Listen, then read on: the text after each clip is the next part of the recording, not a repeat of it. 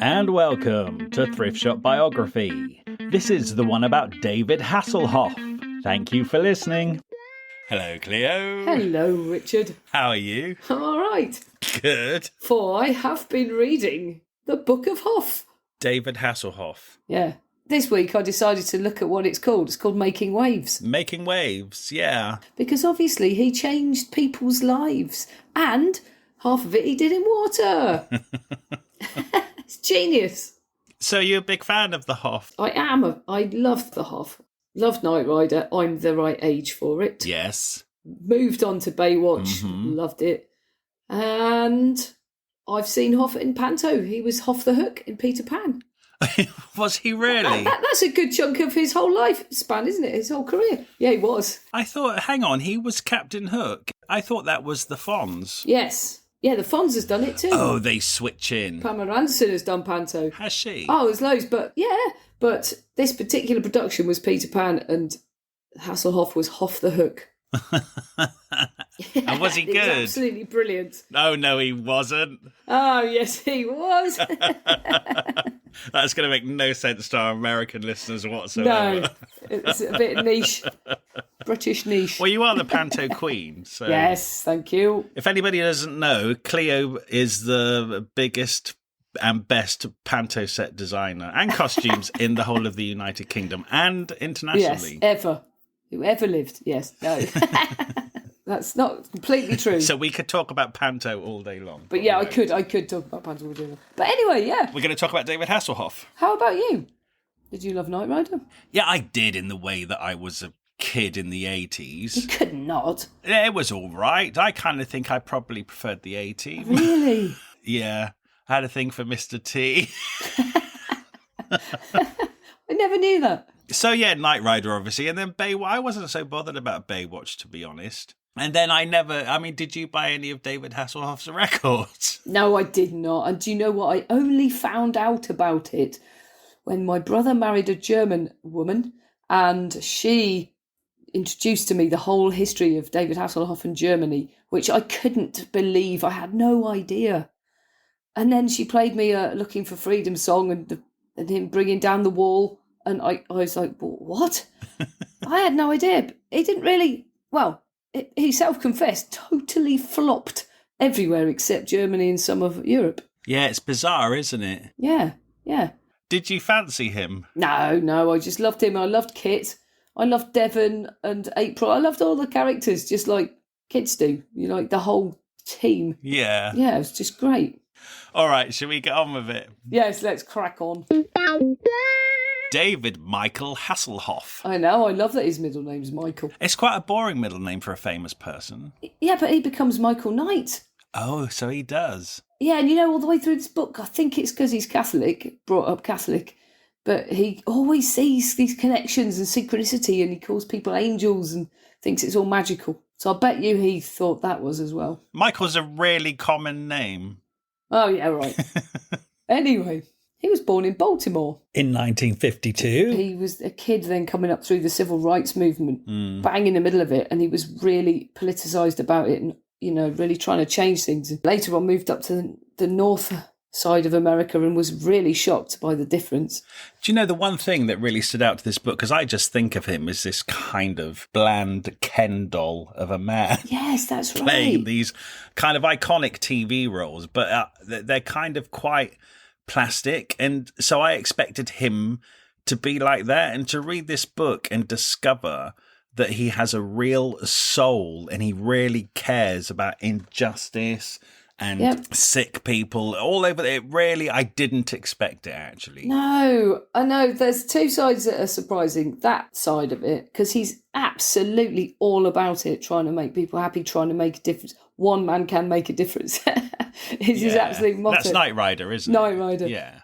The other side is how self-made he is and how determined he was in himself to make his career. It's like, really seems like he did it himself. He worked so hard to become as popular and as employed as he is. He's a self-made man. Yeah, he is. At least he tells us he is in his book that he wrote. I mean, there's probably 100 people on the team behind him making things happen. Yeah. I tell you something else about this book. I feel like the whole time reading it, I'm reading him talking, and then it switches to the ghostwriter. That's how I feel. Do you? I'm like, really? No. Oh, a Knight Rider was, I got the part of Knight Rider, and it was really cool. I was going to wear a black suit, and it was a talking car. Knight Rider was commissioned by blah, blah, blah. For 2 million something per episode, it premiered on the 7th of January. Oh, I see, yeah. And you're like, that's, it is all the way through. It's like him talking and then the facts that have been checked. Yeah, you're right. And then a bit from a quote by someone else. And you're like, this is basically researched and written by someone else. You know what I mean? Oh, I just assumed that Hasselhoff had an amazing brain and retained every single statistic from his entire career. Even though he also tells us that he can't remember his lines on set. Yeah, I know. He's reading autocue before the age of 30. It didn't occur to me, actually, but you're right, yeah. Oh, I know what it is. It's because I don't hear his voice. When you hear his voice and him talking in interviews or anything, he's like, yeah, well, guys, he's kind of talks all kind of casual dude, he's like that. And his voice isn't in this book. Words he would never use aren't in this book, so I can't hear his voice. And sometimes you read these books and you can hear them talking. Yeah, you just said words he would never use and not in this book. Hang on. Words he would never use are in this book. Yeah. I mean, words he would never use are also not in this book. That's true. A true statement. That's absolutely true. Yes. Anyway, so he's born in 1952 in Baltimore. Back to the beginning. Yes. And his parents were Dolores Moulinet and Joseph Hasselhoff. Yes. I like that there's somebody else called Hasselhoff. I mean, it's his dad. Yeah. Do you know any Hasselhoffs other than David? I don't know any. He says in the book, Hasselhoff is a German, Austrian, Dutch origin word, and Hoff means house. Mm. But he doesn't say what Hassel means. That's true. And I thought, I wonder if it's something. Well, why would he just say Hoff means house, but he doesn't say what Hassel is? So I looked it up, and Hassel actually means hazel. Does it? So it means hazel house. Oh, that's quite nice. Well, hazel's a nut. So it could translate to Nut House. David Nut House. That's good. So Dolores and Joseph met on a blind date in 1947. They've been together ever since. He does have a very solid, nurturing family. It's lovely. Very stable. Said there's always love and laughter. Never went hungry. Yeah. Yeah, they were 20 and 25. It's totally normal. Yeah, they married in 1949 and then they had his big sister, Diane. And then 2 years later, 1952, they gave birth to the Hoff. They gave birth to the Hoff. Yes, they did. He was off to a good start. Hey. And his dad was a salesman for Brinks Incorporated. And mum was a homemaker who absolutely doted on her little boy. Yeah, because she had 2 more kids after that. So there was 4 of them. He was the only boy. Yeah. Yeah, and then his dad got promoted to general manager and they had to move to Jacksonville, Florida, which is where he first got to the ocean, which is a very important thing. Uh-huh. Body surfing. Swimming, life-saving. Ladies in bikinis. Yeah, and gaining some muscles. And a tan. Yeah, and a tan. See, I think it's really sweet, right? Basically, despite him being really good-looking, tall, gorgeous, somebody said he had skinny legs, and so he didn't wear shorts for 6 years when he was a kid. And he's still, scared of wearing shorts even in Baywatch. He was like, I can't be in Baywatch because of my skinny legs. Isn't it amazing? Just one comment, it just makes me think he's such a sensitive person. Yeah. He is very sensitive. Do you know what? Very sensitive. He says he cries all the time. He says his dad was very good-natured and he said he was very sensitive. And he said he inherited his dad's sensitivity to the point where his daughters, David's daughters, are always asking him if he's gay. I thought that's a really weird thing to say. I mean, how have you brought these daughters up that if they see a man crying, they're assuming he's gay? I know. But also... Yeah, sad, isn't it? That's another thing, because I thought that he was a plastic Ken doll of a man, and to find out how sensitive this man is. But also, I also thought he was just kind of like a model who got big on TV. Actually, he's really in it for the theatre and the art and the craft of it. And I did not realise that about David Hasselhoff. Yeah, he loves it.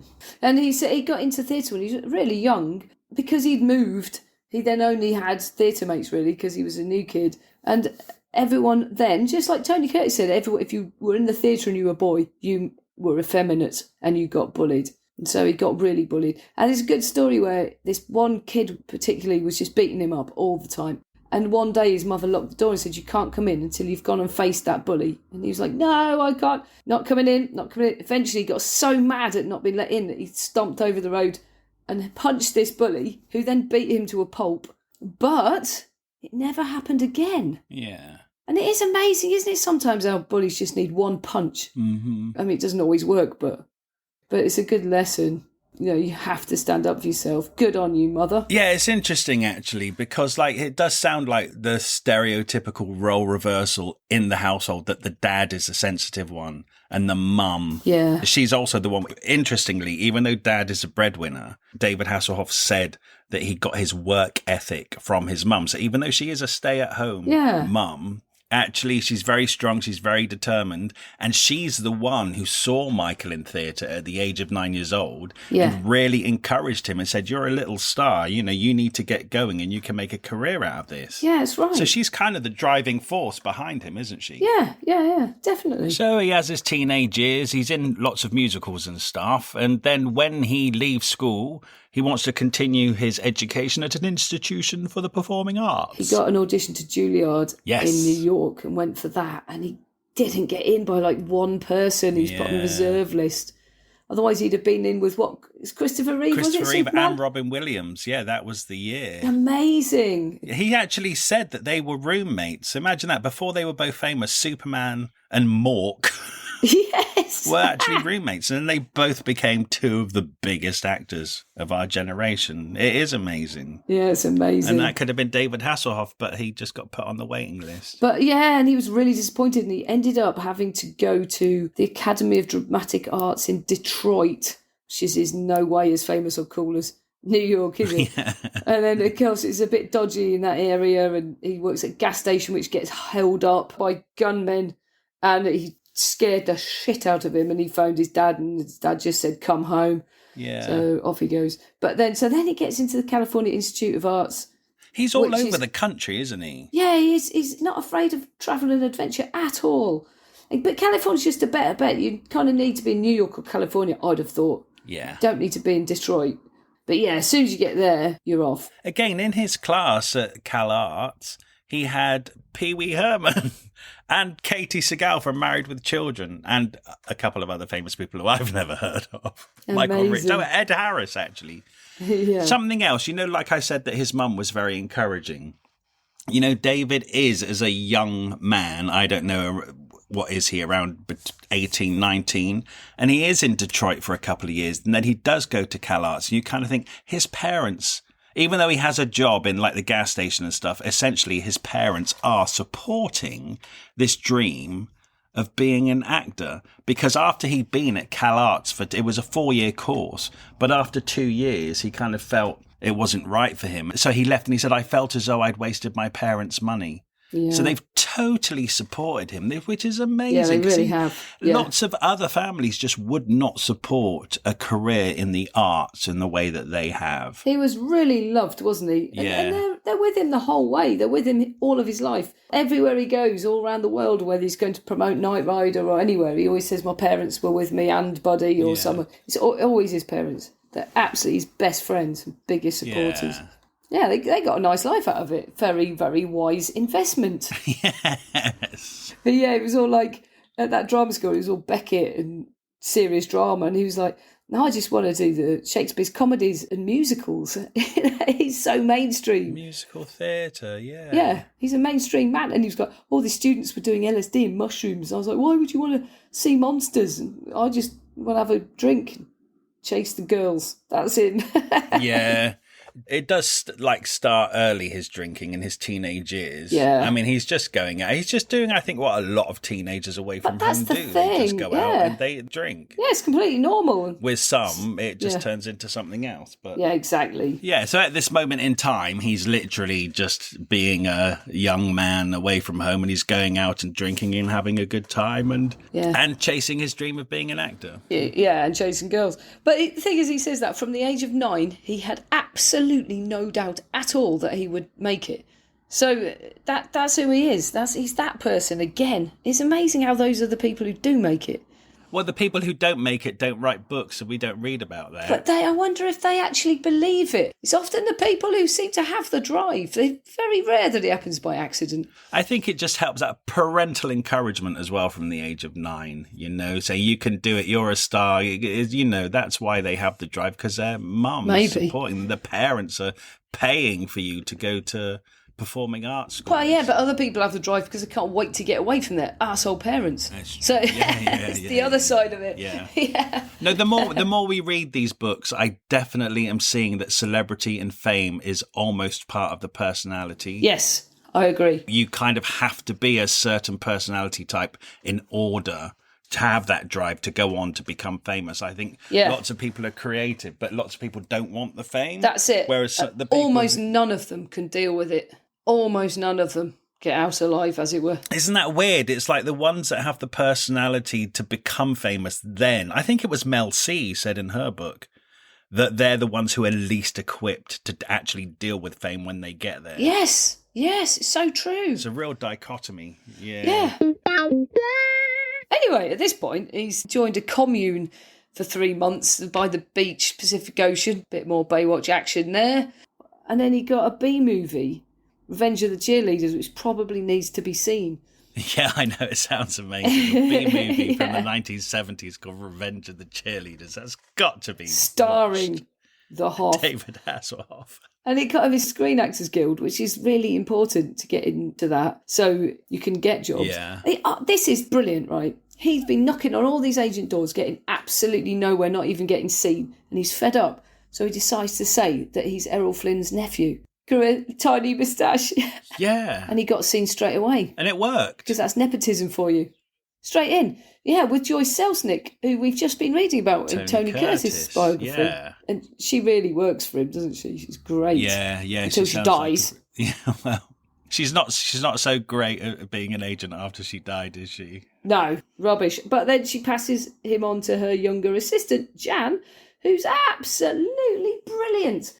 And he's 6'4", and he's gorgeous, and he is too tall to be a TV actor because most TV actors are smaller. Yeah. But he replaces this the most popular actor on the Young and the Restless soap in America, Dr. Snapper Foster. He replaces him when he left. Snapper Foster. It's brilliant, isn't it? Snapper Foster. That's so funny. It's excellent. I mean, but that's so funny. He's like a romantic lead, right, in this daytime soap opera, and he's called Snapper. Yeah, called Snapper. Yeah, he's replaced the most popular star. He didn't realise that this bloke was so popular. Next thing he knows, he's getting sacks of hate mail because he's replaced this bloke. He loses his confidence and starts to become a nervous wreck. So the producers were just going to write him out, but they had given him one last chance and got the older female star of the show to take him under her wing, and she took him home to her house and actually really trained him up. I bet she did. Stop it. And also gave him a book, The Power of the Subconscious Mind, which is like, obviously he's reading this for the rest of his life because he keeps going back to these things, yes, I can do this, I am here for a reason.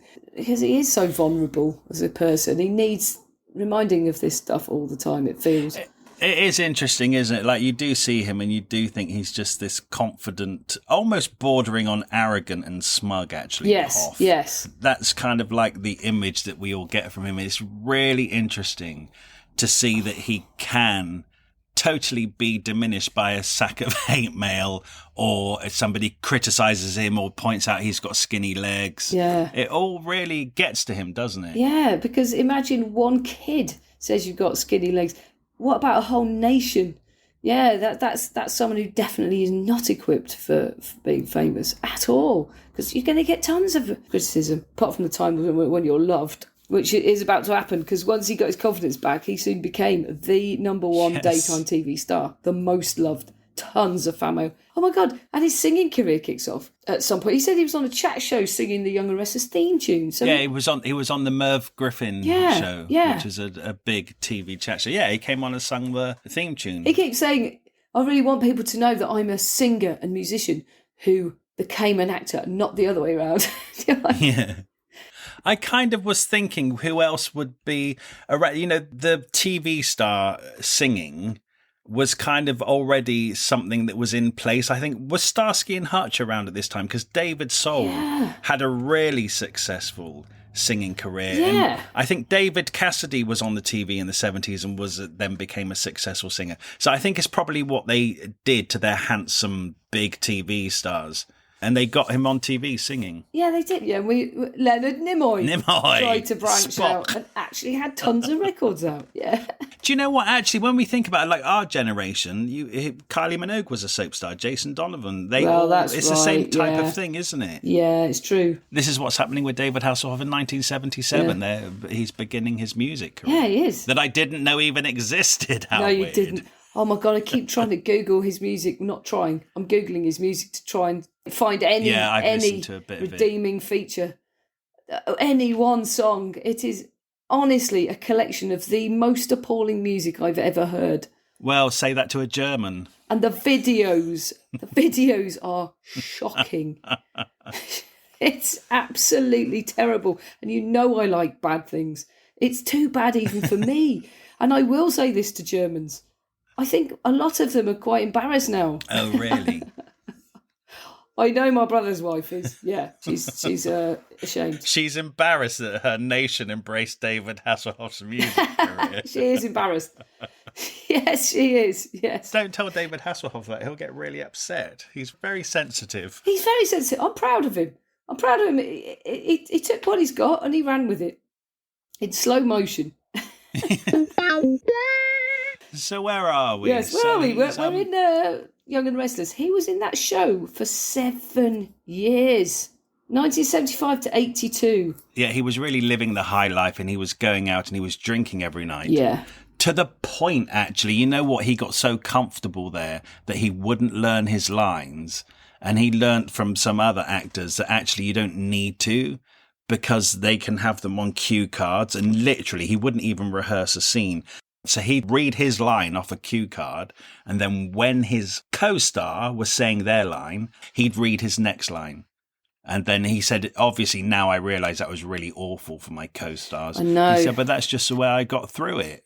Because he was drinking really heavily. Yeah, at first I think he was doing it for fun, but it was partly the nerves. He was really anxious that he would fail. So he's going out, drinking and partying, and he was suddenly famous and attractive to all women as well. He loved that fame, didn't he? He used it. Yeah. So he's pulling loads of women all the time and drinking. And then he'd say, you're supposed to read your 40 pages for the next day. You know, you're knocking out day after day after day of soap. Yeah, 40 pages and that every night. But he's going out to let his hair down, and then he started doing them in the morning, and then he just gave up. 7 years, though, when you want to be a Broadway star.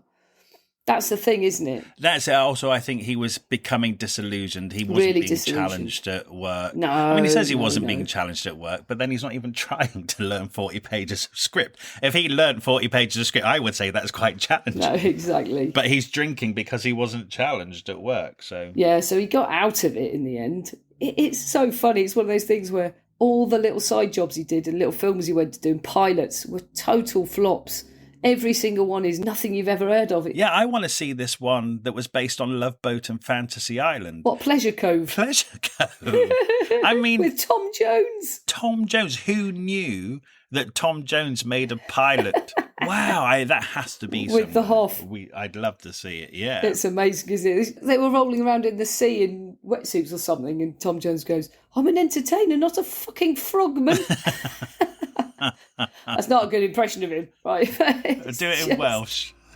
I'm an entertainer, not a fucking frogman. Oh my God, hello, is that Tom? Yeah, Tom's there. It's uncanny. I don't know what that was. Yeah, and then he did Semi-Tough with Burt Reynolds and Chris Christopherson. It's like, Semi-Tough. What? These are terrible. Pleasure Cove. These are just terrible, terrible things that need to be seen. The amount of pilots that famous people made which never saw the light of day. There has to be an archive somewhere. I would love to go and see. There has to be. Yeah. Wow. So anyway, he goes, right, so he gets out of his contract after all that time, and he was on $2,000 a day, $2,000 a day in 1982, and he quit the show. 180 shows he'd done. 890 shows he had done. Amazing. He's got, right, I'm leaving. I'm going to go to New York. I'm going to hit the pavement. I'm going to get the Broadway shows. That's what I want.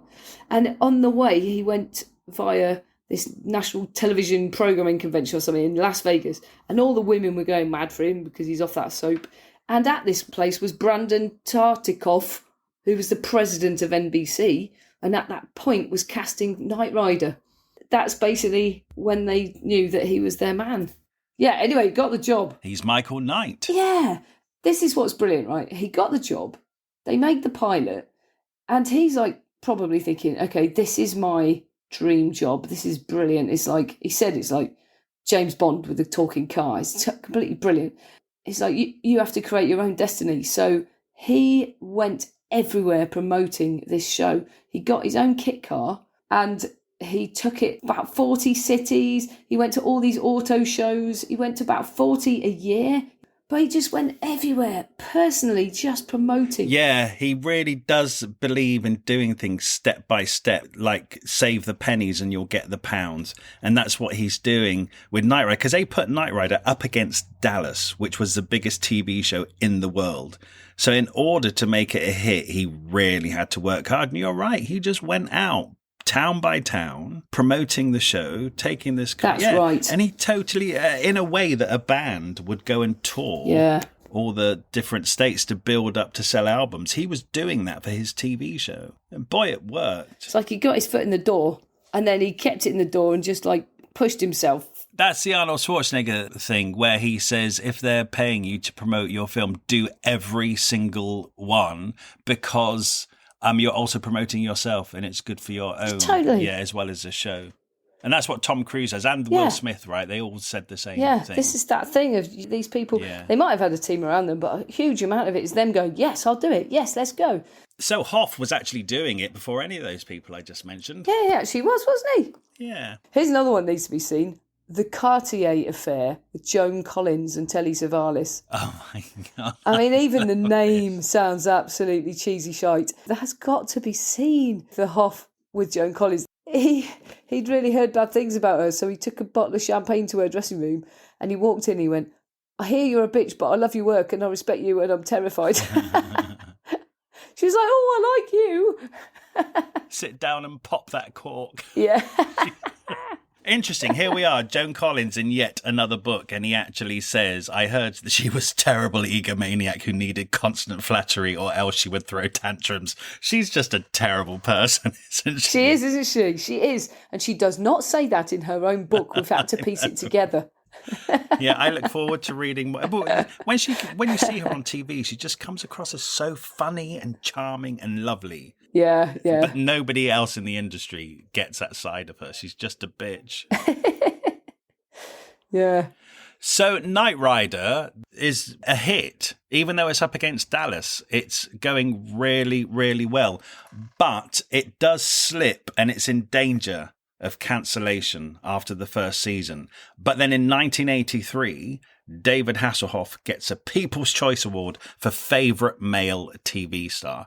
The show then gets picked up again for the second season, and it gets syndicated to 82 countries around the world.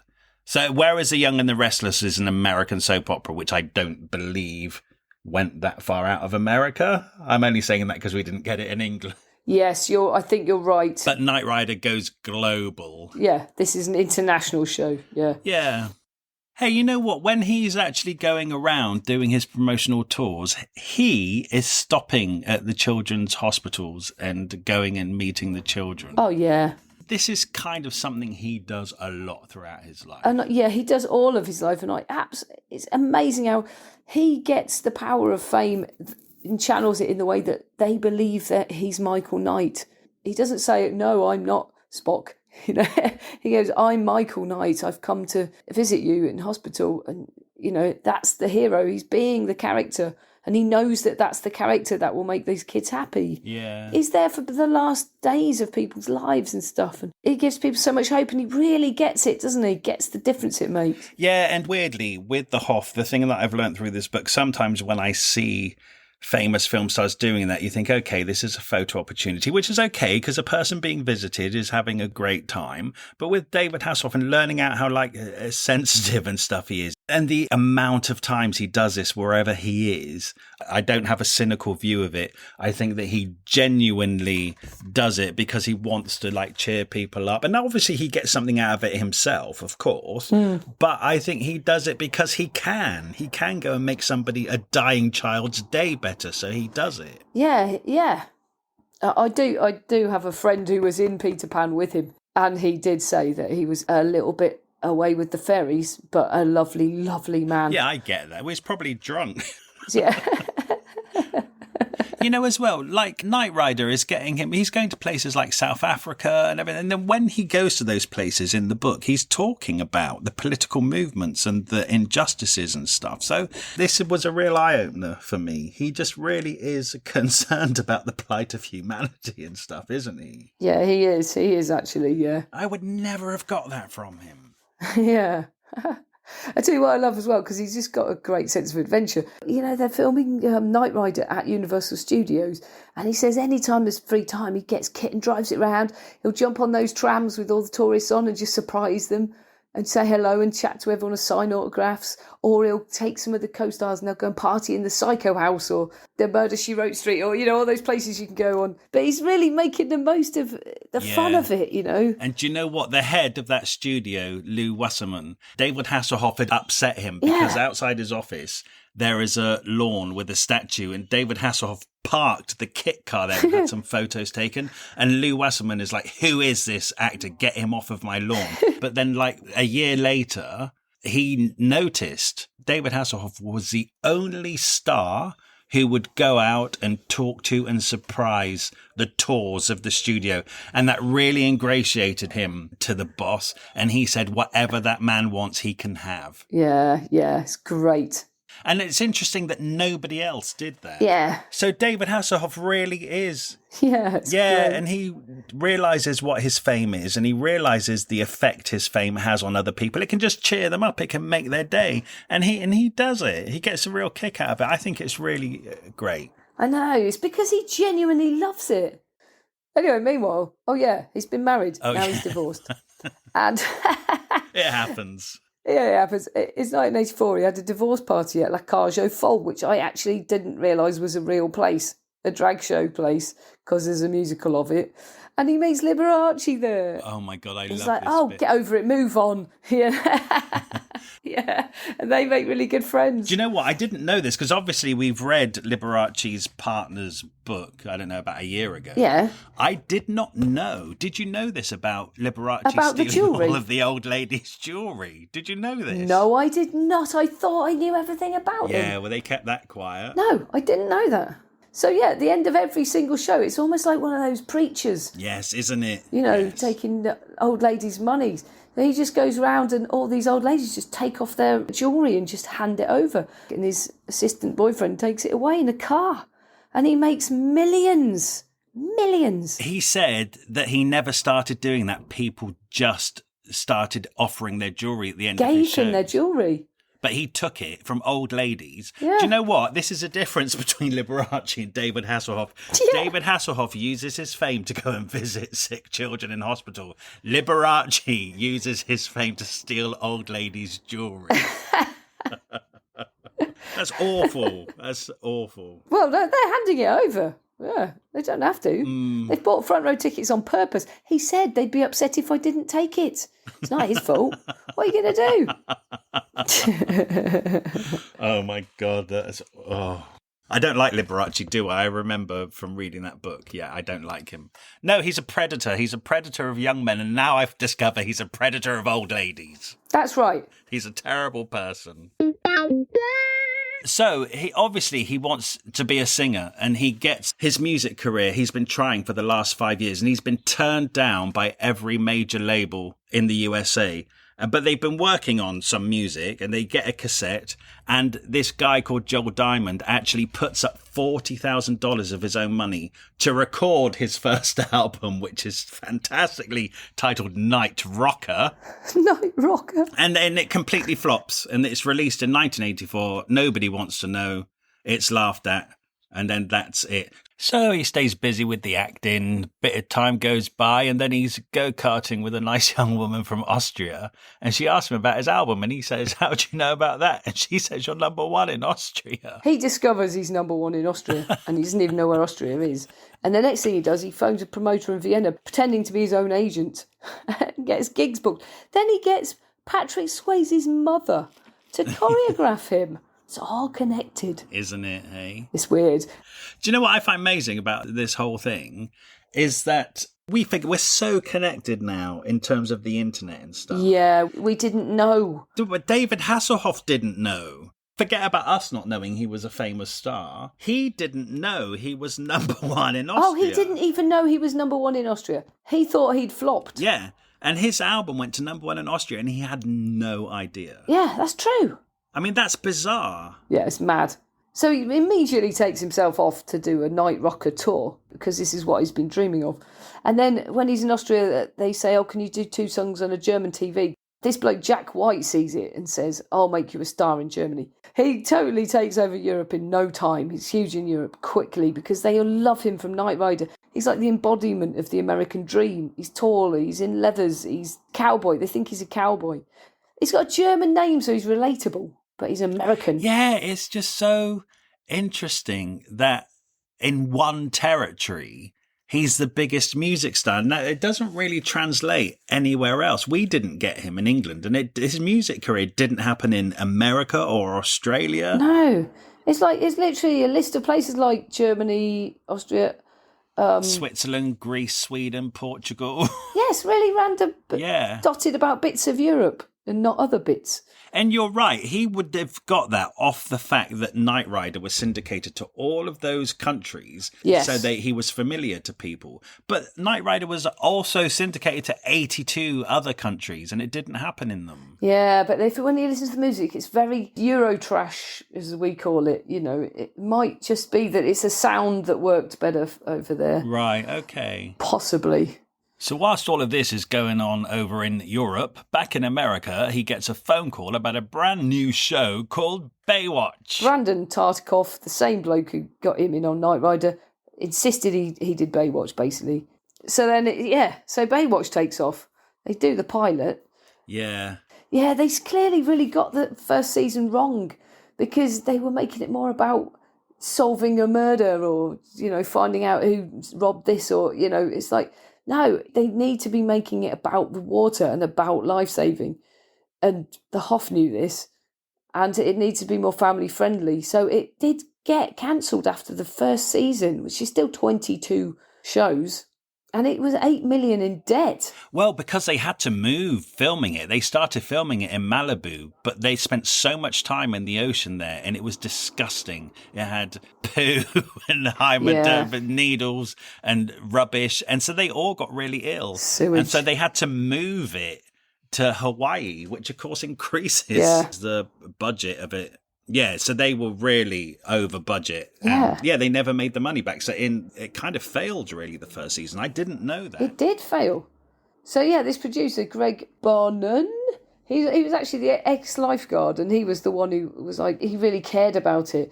And he was like, right, I'm going to buy the rights, and went round just trying to get the money together. And Germany, because of the Hoff's music career, Germany put a lot of money into it. And so did Britain. ITV in Britain said you need to make it family friendly, and for 4 to 84-year-old sort of thing, it's got to be something for the whole family. And they turned it around. Yeah, I was very surprised. I didn't realise that ITV basically almost stumped up half the budget for the second season. Yes. To show it in England. Nor did I. But also, I was really surprised because ITV, they had stipulations and they said it needs to be more family friendly. Well, I was very surprised to know that Baywatch, one of the episodes they had issue with, involved a gang rape. And I thought, I didn't know Baywatch had things like that in it. I literally thought it was just people being saved from speedboats and stuff. Yeah, I don't remember that. And yet I watched it I watched about 3 seasons or 4 seasons of it only about a year ago. Did you? Yes. I watched it right up to and including Pamela Anderson coming into it, and it absolutely was utter shite. It was so good for the first 3 seasons. Does it say she came in season 2 or 3? No, 3, 10. I think. Oh, Christ, she was like standing in a waterfall playing a saxophone. It's dreadful. It's so bad. Why would you take a brass instrument to a fountain? You wouldn't. Unbelievably rubbish. It's really all in good fun, isn't it? My brother, he was really into surfing and the sea and all that stuff and outdoor activities, and he genuinely says that Baywatch was really good for him because he really learned a lot about lifeguarding and stuff. And he said genuinely, although he was a boy, it wasn't about the babes, it was about the stories of the sea. And so they did cover that, especially after the first season. They really did get down to that. And you really could learn a lot about it. So it's educational No joke. as well as titillating. No joke. They cover all the bases. Yes. I was going to say, we read Pamela Anderson. She just totally skips by Baywatch. She barely mentions it. Yeah. So if anyone wants to know about Baywatch, this is the book of information about Baywatch. They go through all the cast changes, all the storylines. And just how well it's received. I mean, it becomes the biggest TV show in the world. Yeah. I think it's the one that's most syndicated internationally, and at its height, it has 1 billion viewers worldwide. Incredible. Yeah, isn't it? This book begins, like the front page says about the Guinness Book of Records for the most watched TV show ever. Do you know what, as well? You have to read between the lines around this time, because he's saying, he gets, his agent wangles him 25% and then casting, script dabbling and stuff. So he's got some power over it. But then I feel like a couple of seasons in, he must be bored again, and his drinking's taking over, because he starts doing Baywatch nights. So he's working 2 shows, and he says he's taken his eye off the ball of the script. And there's another point where he says one of the actresses wanted to leave because she was scared. She was just having a nervous breakdown. And he found out it's because, he said, I had the reputation of being one of the greatest improvisers on television. And if a scene wasn't good enough, he would just change it as he was going. And this was giving this actress a total nervous breakdown because he just didn't know what he was going to say. Yeah. And she wanted to leave. She said she's not cut out for it. And it's like, are you joking? We all know he can't remember his lines. Now he's just making them up. Yeah. And, because he's thinking, oh, I own this. I'm Mr. Baywatch, and just making up his lines. That's awful. Yeah. Plus, he's working really hard. He's probably drinking as well. He's never at home. He's got 2 little kids. He's definitely drinking. Actually, do you know what? Between Knight Rider and Baywatch, his wife left him, one of them. And his neighbours saw him in his garden drinking under his avocado tree, I think with a bottle of whiskey. And they actually broke in and said to him, this has to stop. You're going down the wrong road. So actually, the drinking is a constant problem throughout his professional career. It is, isn't it? So you're right, actually. It sounds like he's actually turning up. Whether he's turning up drunk or not, but again, he's not learning his lines, and now it's got to the point where he's just making them up. Oh, dear. I mean, the way he says, I had the reputation of being one of the greatest improvisers on TV. Well, that's a positive spin. Yeah. That sounds like he's proud of it. Well, that's the power of positive thinking, isn't it? I know. Well, there's some point in his book where he says, I can't remember who it was, but one of the other actors says, the problem is you're not listening to anyone else when they speak. You're just waiting and then saying your line. Yeah.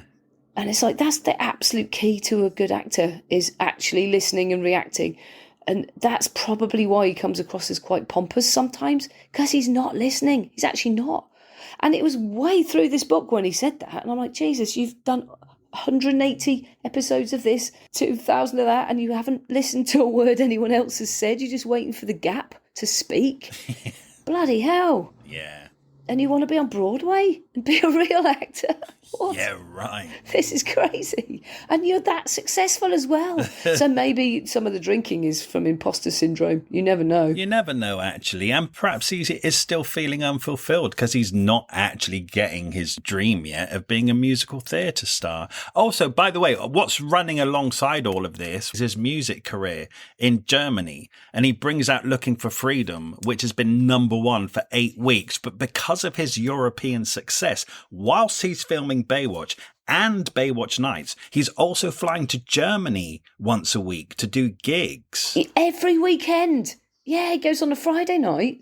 Yeah, he's in Germany by Saturday morning or something, does a gig that night, flies home Sunday morning, and he's in LA at 1 p.m. LA time, which obviously with the time change, you're all over the shop. It's insanity, actually. Every weekend for 2.5 years. Yeah. Yeah, and he's doing like 35,000 people gigs.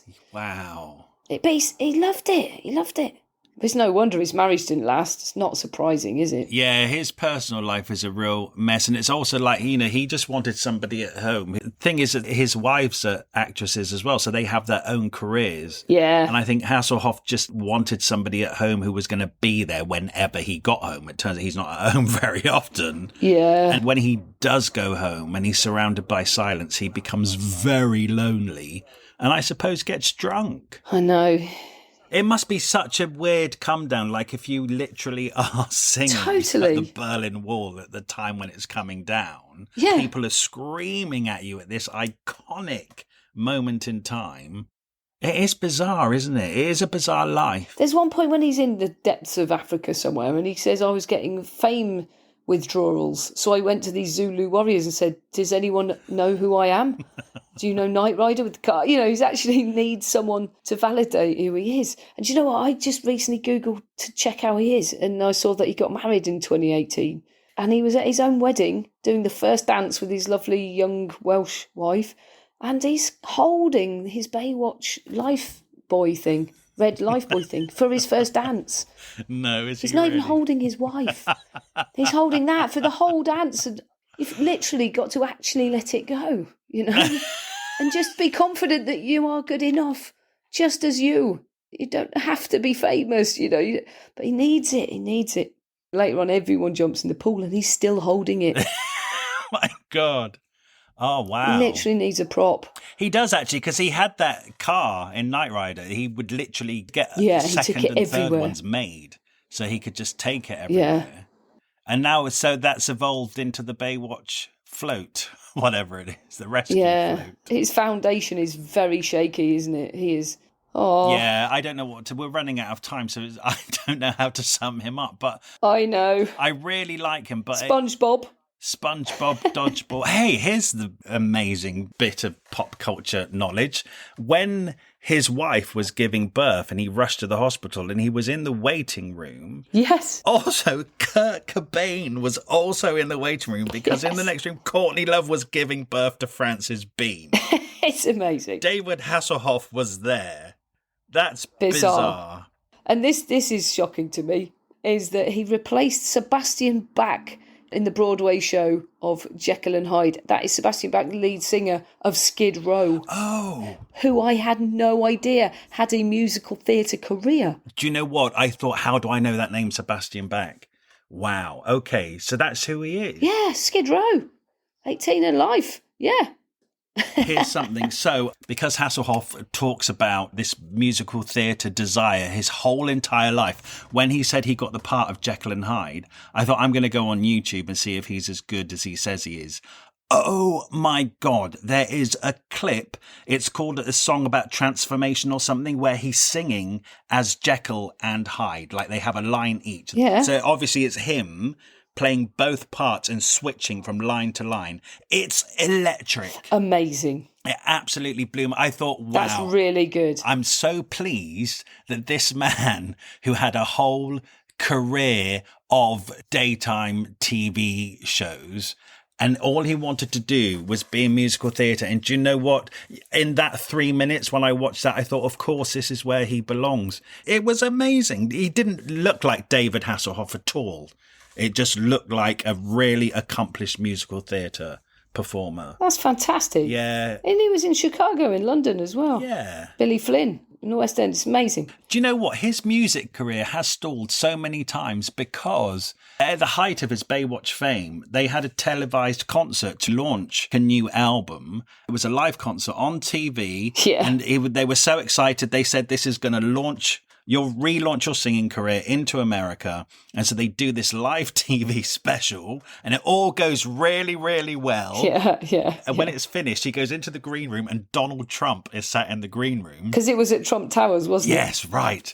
And he was watching the TV and he said to David Hasselhoff, have you seen this, Our Friend?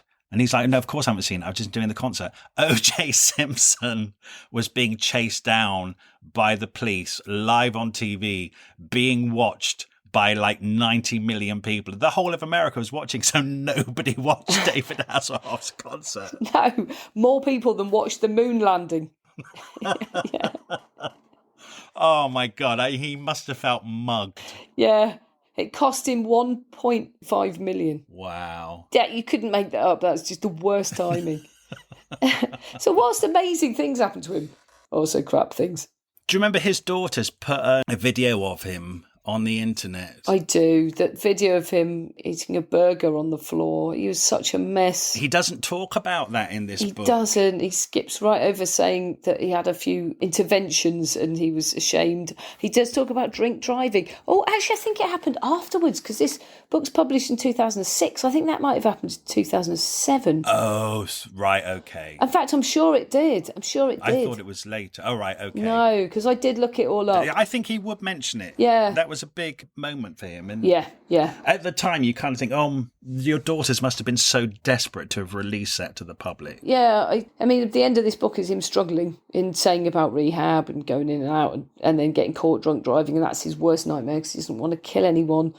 And it's just basically this book leaves him at the beginning of his troubles. But we all know now that he went through a lot worse, but I think he's come out. Yeah, he's got this lovely Welsh girlfriend. I think he's probably all right. You don't know for sure, do you? You don't know for sure, but I also think that he had a strong foundation in life, and I get that his drinking wasn't like chasing demons. It was chasing an insecurity. Yes. And a kind of a boredom almost. So I think that's a lot easier to deal with in rehab than if you're drinking to get away from abuse and stuff in your past. What do I know? I don't know. That sounds about right. It sounds about right.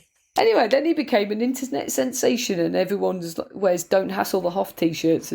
But he just suddenly got really, really retro trendy and became a legend, and it had nothing to do with him. It just happened. Then he also had that song, Jump in My Car, which did become a big hit in the UK. It was like number 3. It's shocking. I watched that this morning. It's shocking. It's so bad. I know, but that's a cheese, isn't it? That's what he's kind of known for. Yeah, and it's a good book. It's a good read, isn't it? I really enjoyed it. Yeah, I did, and it really rounded him out to me. I just thought he was this Ken doll. Actually, it made him a real person. A real person, yeah. And I liked him, actually. I like him. Yeah. Yeah. Good.